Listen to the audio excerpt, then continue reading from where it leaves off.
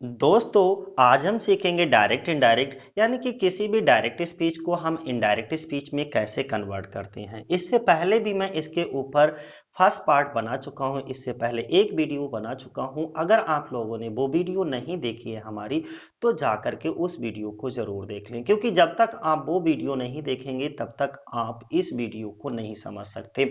उस वीडियो का थोड़ा सा मैं रिवीजन कर देता हूं। उस वीडियो में मैंने आपको समझाया था कि डायरेक्ट स्पीच क्या होता है, इनडायरेक्ट स्पीच क्या होता है, what is the difference between direct speech and indirect speech. और हमने एक चीज बताई थी कि जो है रिपोर्टिंग वर्ब का सब्जेक्ट क्या होता है, ऑब्जेक्ट क्या होता है, और जो इन्वर्टेड कॉमा के अंदर पोर्शन रखा होता है उसको हम क्या कहते हैं, रिपोर्टेड स्पीच कहते हैं। तो ये सब चीजें हमने प्रीवियस वीडियोस में उसका थोड़ा सा बेस बताया था, और फिर हमने ये बताया था कि डायरेक्ट से इनडायरेक्ट हम कितने प्रकार के वाक्यों का बना सकते हैं। तो डायरेक्ट से इनडायरेक्ट हम 5 प्रकार के वाक्यों का बना सकते हैं: असर्टिव, इंट्रोगेटिव, इंपरेटिव, ऑब्जेक्टिव और एक्सक्लेमेटरी। असर्टिव सेंटेंस की हमारी शुरुआत होती है सब्जेक्ट से और खत्म होते हैं फुल स्टॉप पर। इसी तरीके से इंट्रोगेटिव सेंटेंस की हमारी शुरुआत होती है हेल्पिंग वर्ब से और खत्म होते हैं ये क्वेश्चन मार्क पर। या देखो, interrogative sentence start with helping verb and question word, okay, and ends with full stop. Helping verb जैसे do, does, did, is, are, am, was, were, has, have, had, will, would, can, could, may, might, use, today, need, must, ought, to, okay, date, ये सभी हमारी helping verb होती है। Question word जैसे ऐसे शब्द जिनकी शुरुआत हमारी डब्ल्यू एच वर्ड से हो, जैसे व्हाट, वेयर, वेन, भाई, ये सभी जितने भी शब्द मैं बोल रहा हूं सभी शब्दों की शुरुआत डब्ल्यू एच वर्ड से है। तो इसीलिए, और सभी जितने भी हमारे वाक्य होते हैं ये सभी वाक्य हमारे क्वेश्चन मार्क पर खत्म होते हैं। इंपरेटिव सेंटेंस वर्ब की first form do not, never, please, kindly, sir, madam, letter, letter से शुरू होगा और फुल स्टॉप पर खत्म होगा। ऑप्टेटिव सेंटेंस में या मे गॉड से शुरू होता है और ये हमारा जो है ऑप्टेटिव मार्क पर खत्म होता है। इसी तरीके से अगर हम बात करें लास्ट कि कोई भी एक्सक्लेमेटरी सेंटेंस है और उस एक्सक्लेमेटरी सेंटेंस का हम डायरेक्ट से इनडायरेक्ट स्पीच में कैसे कन्वर्ट करें, तो सबसे पहले तो हमें ये पता होना चाहिए कि एक्सक्लेमेटरी सेंटेंस को पहचाने कैसे। इसकी सबसे अच्छी पहचान होती है कि इस तरीके के वाक्य हमारे hurrah, alas, bravo, what and how से शुरू होते हैं और एक्सक्लेमेटरी मार्क पर खत्म होते हैं। अब हम एक एक करके इनको डायरेक्ट से इनडायरेक्ट में बदलना सीखेंगे कि अब जैसे सबसे पहले हम बात करेंगे असर्टिव सेंटेंस की। असर्टिव सेंटेंस में सबसे पहला रूल, बस मैं एक बात की आपसे बार बार जोर दूंगा, बार बार आपसे रिक्वेस्ट करूंगा, बार बार बोलूंगा कि डियर स्टूडेंट्स, जितना मैं बोलता हूं ना, जो भी रूल्स, जब तक आप अपने रूल्स को फिंगर ऑन टिप्स नहीं कर लोगे, बेहतरीन तरीके से याद नहीं कर लोगे, तब तक आपको किसी भी तरीके से डायरेक्ट इनडायरेक्ट बनाना नहीं आ सकता। तो सबसे पहली बात है, आप अपने रूल्स को बेहतर करिए, मेमोराइज करिए, इनको याद करिए किसी भी तरीके से। आप बार बार मेरे साथ बोलोगे तो ऑटोमेटिकली आपको रूल्स आपके दिमाग में मेमोराइज हो जाएंगे, अच्छे से याद हो जाएंगे। तो सबसे पहला काम क्या करना है, पेन या कॉपी को लेकर के बैठना है और साथ ही साथ नोट्स बनाना है और मेरे साथ बोलना है, क्योंकि मैं चीजों को कई बार रिपीट करूंगा, कई बार बोलूंगा, इतनी बार बोलूंगा कि आपको लगने लगेगा मैं तो वीडियो को देख करके बोर हो रहा हूं, सर ये क्या बार बार रिपीट कर रहे हैं। लेकिन यकीन मानिए, आपकी वो बोरियत आपको डायरेक्ट इनडायरेक्ट सिखा देगी। तो सबसे पहला रूल हमारा क्या कहता है, यदि रिपोर्टिंग वर्ब हमारा प्रेजेंट या फ्यूचर टेंस में हो तो रिपोर्टेड स्पीच के टेंस की वर्ब में कोई परिवर्तन नहीं करते, केवल प्रोनाउंस को बदल देते हैं। क्या कहा हमने, यदि रिपोर्टिंग वर्ब प्रेजेंट या फ्यूचर टेंस में हो तो रिपोर्टेड स्पीच के टेंस की वर्ब में कोई परिवर्तन नहीं करते, केवल प्रोनाउंस को बदल देते। अब मेरे बच्चे, कैसे पहचाने कि यह हमारा रिपोर्टिंग वर्ब, तो हमने तुम्हें बताया था ना कि अगर कोई भी वाक्य है, वाक्य में सैड या सैड टू से पहले जो सैड या सैड टू से, सेज, बिल से या बिल से टू, ये सब लगा है तो वो रिपोर्टिंग वर्ब होती है हमारी, ठीक है। तो से या सेज है तो से या सेज ही रहेगा। अगर कहीं से टू है तो टेल हो जाएगा, सेज टू है तो टेल्स हो जाएगा, बिल से टू है तो बिल टेल हो जाएगा। यानी कि हम सैड का, सैड और सैड टू का टोल्ड, ऐसा रिपोर्टिंग वर्ब, ये हमारी पहचान है। अब ये प्रेजेंट या फ्यूचर में कैसे है, देखो वर्ब की फर्स्ट फॉर्म को हम प्रेजेंट फॉर्म कहते हैं, तो से या सेज क्या है हमारी वर्ब की फर्स्ट फॉर्म या सेज। जो वर्ब की फर्स्ट फॉर्म क्या होती है, जिसमें वर्ब की फर्स्ट फॉर्म हो या उसमें यस या यस लगा हो तो वो प्रेजेंट फॉर्म कहलाती है हमारी, और बिल के साथ वर्ब की फर्स्ट फॉर्म आ जाए तो वो फ्यूचर फॉर्म कहलाती है। तो अगर ऐसी कोई कंडीशन है वर्ब की फर्स्ट फॉर्म यस या यस या फ्यूचर के साथ वर्ब की फर्स्ट फॉर्म दे रखी हो तो वो रिपोर्टिंग वर्ब हमेशा प्रेजेंट या फ्यूचर टेंस में होगी। अब दूसरा, रिपोर्टिंग वर्ब पास्ट को कैसे पहचानोगे, ये रिपोर्टिंग वर्ब हमारी पास्ट टेंस में है, क्योंकि अगला रूल हमारा ये कहता है यदि रिपोर्टिंग वर्ब पास्ट टेंस में हो तो रिपोर्टेड स्पीच के टेंस की वर्ब को भी हम पास्ट टेंस में बदल देते हैं। यानी कि अगर सैड है तो सैड रहेगा, सैड टू है तो टोल्ड हो जाएगा, यानी कि जो रिपोर्टेड स्पीच है उसकी भी वर्ब विल है तो वुड हो जाएगा, सेल है तो शुड हो जाएगा।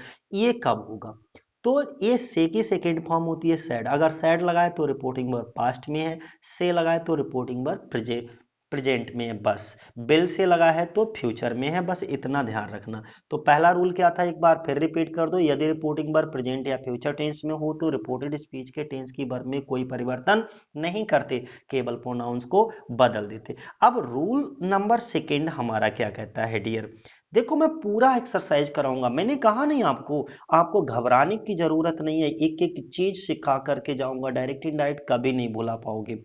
ओके, बहुत इजी और एकदम ट्रिक पे थोड़ा सा जो कुछ बेसिक रूल हैं उनको थोड़ा सा देख लीजिए। सबसे पहले तो पहला रूल हमारा ये था, यदि रिपोर्टिंग वर्ब प्रेजेंट या फ्यूचर टेंस में हो तो रिपोर्टेड स्पीच के टेंस की वर्ब में कोई परिवर्तन नहीं करते, केवल प्रोनाउंस को बदल देते हैं। दूसरा रूल हमारा ये कहता है कि यदि, लेकिन समस्या ये हमारे दिमाग में क्वेश्चन उठता है कि ठीक सर आपने तो कह दिया केवल प्रोनाउंस को बदल देते हैं, लेकिन हम प्रोनाउंस को कैसे बदलते हैं, तो सुनिएगा सेकंड रूल को कि फर्स्ट पर्सन के प्रोनाउन को हम रिपोर्टिंग वर्ब के सब्जेक्ट के अनुसार बदलते हैं और सेकंड पर्सन के प्रोनाउन को रिपोर्टिंग वर्ब के ऑब्जेक्ट के अनुसार बदलते हैं, और थर्ड पर्सन के प्रोनाउन को हम कोई परिवर्तन नहीं करते। क्या कहा हमने, फर्स्ट पर्सन के प्रोनाउन को रिपोर्टिंग वर्ब के सब्जेक्ट के अनुसार, हम बता चुके रिपोर्टिंग वर्ब का सब्जेक्ट और ऑब्जेक्ट क्या होता है, पहली वीडियो में मैंने सब समझा चुका हूं। सेकेंड पर्सन के प्रोनाउन को रिपोर्टिंग वर्ब के ऑब्जेक्ट के अनुसार बदलते हैं और थर्ड पर्सन के प्रोनाउन में हम कोई परिवर्तन नहीं करते। अगर ऐसे भी याद ना हो पाए तो इसकी एक ट्रिक है, इसको बेहतर तरीके से ट्रिकली भी याद कर सकते हो।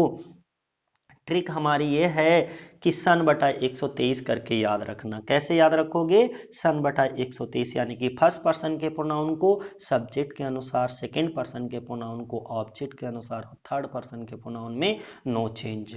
तो क्लियर हो गया होगा। अब ठीक है, आपने ये कह दिया कि फर्स्ट पर्सन के प्रोनाउन को सब्जेक्ट के अनुसार, सेकंड पर्सन के प्रोनाउन को ऑब्जेक्ट के अनुसार, थर्ड पर्सन के प्रोनाउन में कोई परिवर्तन नहीं करते, लेकिन सर ये फर्स्ट पर्सन के प्रोनाउन कौन कौन से होते हैं, हमको तो ये भी नहीं पता। तो जानो फर्स्ट पर्सन के प्रोनाउन, सबसे पहले तो यही पहचानना आना चाहिए हमको कि फर्स्ट पर्सन के प्रोनाउन कौन कौन से होती है, तभी तो हम पहचान पाएंगे और तभी तो उसको हम सब्जेक्ट के अनुसार बदल पाएंगे। तो फर्स्ट पर्सन के प्रोनाउन को सब्जेक्ट के अनुसार, सेकंड पर्सन के प्रोनाउन को ऑब्जेक्ट के अनुसार, थर्ड पर्सन के प्रोनाउन में नो चेंज। अब फर्स्ट पर्सन के प्रोनाउन कौन से होते हैं, तो ये रही हमारी एक टेबल फर्स्ट पर्सन के प्रोनाउन की टेबल। फर्स्ट पर्सन के प्रोनाउन की टेबल को कैसे याद करोगे, ध्यान दीजिएगा। फर्स्ट पर्सन के pronoun I, me, my, we, us, our, कैसे याद रखोगे, I, me, my, we, us, our, ये फर्स्ट पर्सन के होते हैं। सेकंड पर्सन में यू, योर, और बाकी सभी कहाँ जाएंगे, थर्ड पर्सन में, जैसे he, him, his, she, her, they, them, their, it, its, name, name. तो अब समझ आ गया होगा, यानी कि फर्स्ट पर्सन के प्रोनाउन फिर बोल दो, आई, मी, माई, यानी कि सब्जेक्टिव केस, ऑब्जेक्टिव केस और पजेसिव केस, यहीं तक आपका ज्यादातर काम आता है। ओके, माइन, ओके, और माई सेल्फ। देखो यहां पर फर्स्ट पर्सन सिंगुलर नंबर है, तो यहां पर सब्जेक्ट को, सब्जेक्ट केस, ऑब्जेक्टिव केस और पजेसिव केस, ये पजेसिव प्रोनाउन कहलाते हैं, ये रिफ्लेक्सिव प्रोनाउन हमारे कहलाते हैं। जिनमें सेल्फ लगा हो वो रिफ्लेक्सिव प्रोनाउन है। माइन, आवर, योर्स, यानी कि जिनके ऐसे प्रोनाउन जिनके बाद कोई दूसरा जो है प्रोनाउन यूज ना हो पाए तो वो हमारे पजेसिव प्रोनाउन कहलाते हैं, और ये हमारे पजेसिव एडजेक्टिव कहलाते हैं। माई, ये पजेसिव एडजेक्टिव क्यों होते हैं, क्योंकि इनके बाद एक कोई ना कोई नाउन अवश्य आता है, जैसे my father, my mother, my book, my pen, my mobile, okay, my name. तो ये ऐसे, ये जो हैं जितने भी हमारे पजेसिव एडजेक्टिव इसीलिए है क्योंकि इनके बाद कोई ना कोई हमारा नाउन अवश्य आता है, लेकिन इनके बाद हम किसी भी तरीके के किसी नाउन का प्रयोग नहीं करते। क्लियर हो गया होगा। तो यहां तक आपको समझ आ गया। पहला रूल क्या था, यदि रिपोर्टिंग वर्ब हमारा प्रेजेंट या फ्यूचर टेंस में हो तो रिपोर्टेड स्पीच के टेंस की वर्ब में हम कोई परिवर्तन नहीं करते, केवल प्रोनाउंस को बदल देते हैं। दूसरा रूल हमारा क्या था, यदि रिपोर्टिंग वर्ब हमारा जो है फर्स्ट पर्सन के प्रोनाउन, लेकिन क्वेश्चन ये है कि हम प्रोनाउन को चेंज कैसे करते हैं, तो हमने बताया फर्स्ट पर्सन के प्रोनाउन को सब्जेक्ट के अनुसार, सेकंड पर्सन के प्रोनाउन को ऑब्जेक्ट के अनुसार, थर्ड पर्सन के प्रोनाउन में नो चेंज। इसके लिए मैंने एक ट्रिक बताई थी, सन बटा 123, यानी कि फर्स्ट पर्सन के प्रोनाउन को सब्जेक्ट के अनुसार, सेकंड को ऑब्जेक्ट और थर्ड को है नो चेंज। फिर हमने एक प्रोनाउन टेबल याद करने को बताई। इस प्रोनाउन टेबल को जब तक याद नहीं कर पाओगे, मैं गारंटी करता हूं कि आप डायरेक्ट से इनडायरेक्ट नहीं बदल सकते। प्रोनाउन टेबल आपको याद होना ही होना चाहिए। उठते बैठते सोते जागते चलते फिरते कैसे भी करो, आपको प्रोनाउन टेबल अपने आप माइंड में इसको हर हालत में मेमोराइज कर ही कर लेना है। ये मान लीजिए शायद इसमें थोड़ा सा टफ लगे तो मेरे तरीके से याद कर लो, I me my we us our. कैसे, फर्स्ट पर्सन के प्रोनाउन सबसे पहले याद कर लो, subjective case, objective case, possessive case. I me my we us our. Second person की यू यू योर। बाकी सभी बचे हुए कहाँ चले जाएंगे, थर्ड पर्सन में, जैसे he him his, she her her, they them their, it it its, name name name.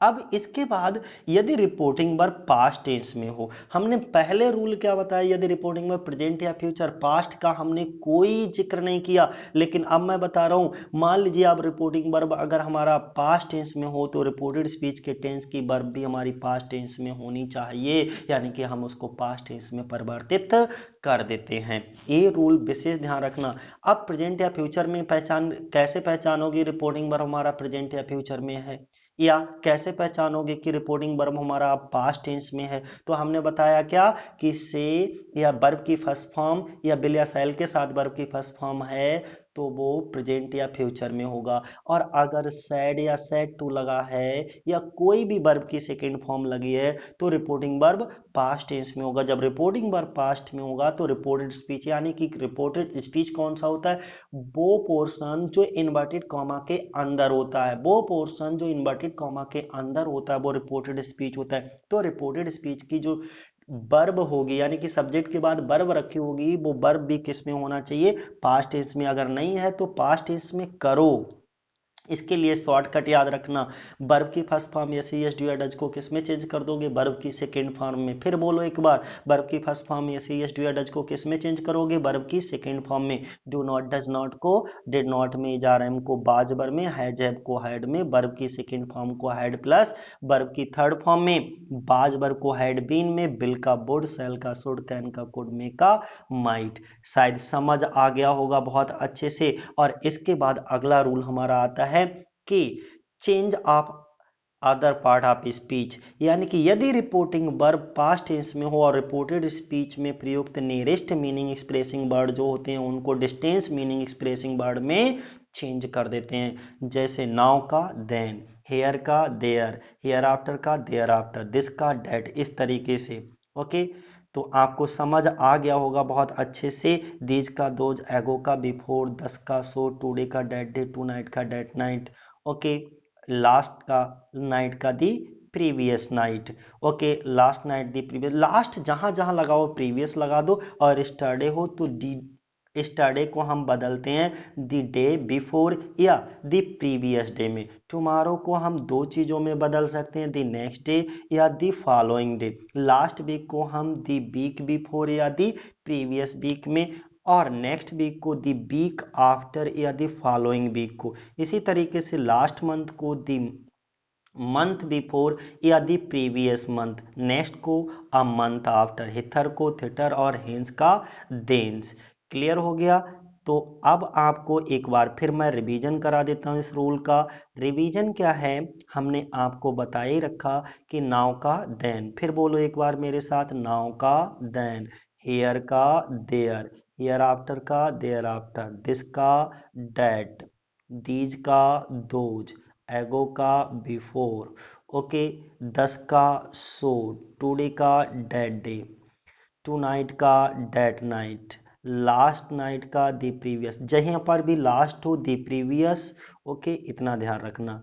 और टुमारो हो वहाँ पर नेक्स्ट, स्टरडे का द डे बिफोर, टुमारो का द नेक्स्ट डे या the following day, last week का हमने क्या बताया, द प्रीवियस वीक या the week before, okay, next week का द वीक आफ्टर या the following week, last month का द मंथ बिफोर या the previous month, the next month का क्या हो जाएगा हमारा, अ मंथ आफ्टर या हितर का थिटर, हेंस का देंस।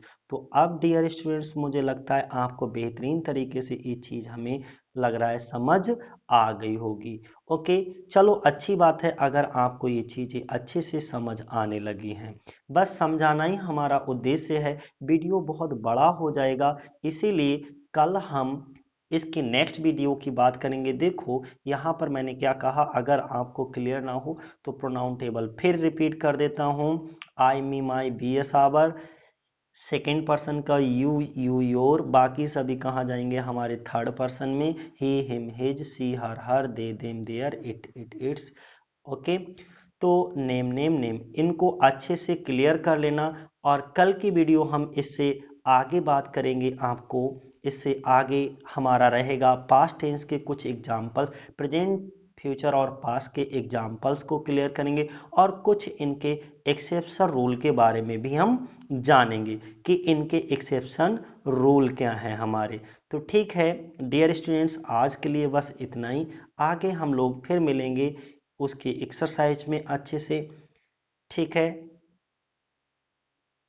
जय हिंद जय भारत।